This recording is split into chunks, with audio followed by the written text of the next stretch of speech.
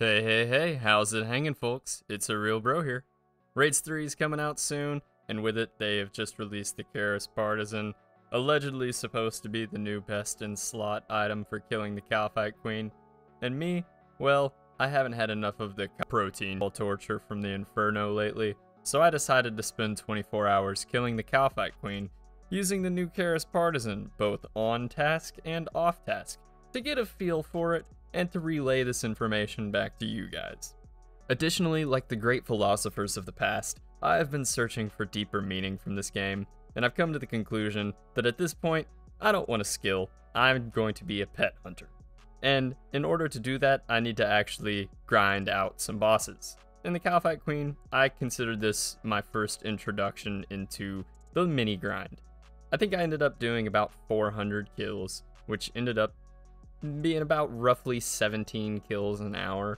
And at that pace, it's going to take me about 160 hours to hit the drop rate to get the Kalphite Princess, which is a 1 in 3,000 chance. Now you may be wondering to yourself, Mr. Real Bro, but the wiki says that you can get 22 to 24 kills per hour at the Kalphite Queen. Yes, you could, in theory, if you skilled and all that lame stuff, and had the Desert Elite and Lumbridge Elite diaries completed. Me, I'm a G. I run that 55-second mini course through the Kalphite lair every single time I kill her. And sometimes, I didn't even get the kill. There were multiple situations where I had to teleport out, grab more food, and teleport back in. Because for whatever reason, this mid-tier boss hits like a freaking truck, and it hits consistently. You'll just be minding your own business, smacking away, and all of a sudden, she'll send 3 ranged attacks in a row that do 30 damage each, and you're sitting there with 7 HP wondering what happened.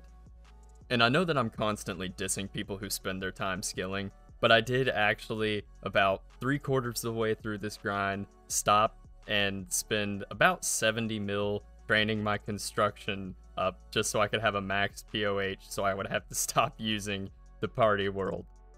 And after Raids 3 comes out and I secure that gem that makes the Karis Partisan more accurate that they're allegedly going to release, I will complete the Desert Elite Diary. Not going to do the Lumbridge one, rune crafting, not going to happen.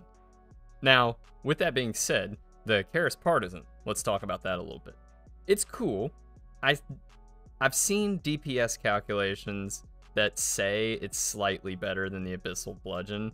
I'm not 100% convinced though. It's definitely cool when that crit thing happens and you hit like a 150 on it, but it happens so seldomly that it's really not something that I would think adds that dramatically to the calculation. And you know, maybe it does, maybe it doesn't, but 33% more accurate Karis Partisan will definitely probably be best in slot here. It'll probably even be better than the Scythe of Veter. I say this because on task, the Karis Partisan hits really good. I mean, it's consistently hitting 40s, 50s. I think it even topped out at like 57 or 58 for me with the, with the Slayer helmet on. But off task, I ended up switching to the Abyssal Bludgeon just because it was missing so much, and the Abyssal Bludgeon just seemed better to me anecdotally. And even though statistically the Karis Partisan is better than the Abyssal Bludgeon, I just felt like the Abyssal Bludgeon was better, so I used it. Now, in terms of loot and what you can expect if you grind out Kalphite Queen for 400 kills over 24 hours, well, I ended up grossing around 24-25 mil and netting maybe 19-20 mil after supplies were taken into account. Ruin Light stopped tracking for some reason, or reset because I was doing this on a Wednesday, I think, or something like that. So it only said that I got 375, but I actually got 423 kills. And yeah, that's pretty terrible profit per hour.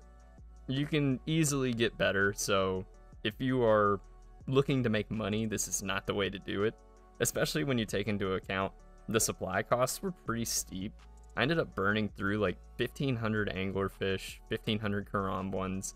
I ended up switching to sea turtles because it was really late at night and I needed to buy supplies, and I thought it was funny getting a mental image of a guy eating an entire giant sea turtle. And upon further inflection into the game, I realized that pretty much all of the foods that we eat to heal are pretty ridiculous if you think about it like IRL. Like, think about it, you're eating an entire shark. That's pretty wild. I am making this video pretty late at night, so please forgive me. And if you're sitting there wondering, why on earth did you need that much food for this mid-level boss? It's because it does so much damage. This boss is just a food-eating simulator. It's like every 5 seconds you have to walk under it and eat a shark and a karambon or whatever, just to go back out and hit him one more time. It's ridiculous. I'm not big on saying, Jamflex, please fix this, please fix that, but there needs to be some way for us to mitigate the damage from this boss to make this, because think about it, if you want to do the Desert Elite Diary, you have to grind out the Kalphite Queen head. There's no way to get around it. It's RNG. It's a 1 in 128 chance. I got my first Kalphite Queen head at 248 KC. You get a free one at 256 KC. So at the very worst case scenario, you will have to get at least 256 kills to complete the Desert Elite Achievement Diary. You're going to have to grind this boss at some point if you want to get that done. And if you're not an auto-masochist like me, then buckle up, buckaroo, because you're in for a wild ride. And again, I don't want to say that they should make this boss easier. I'm not pro easy skate.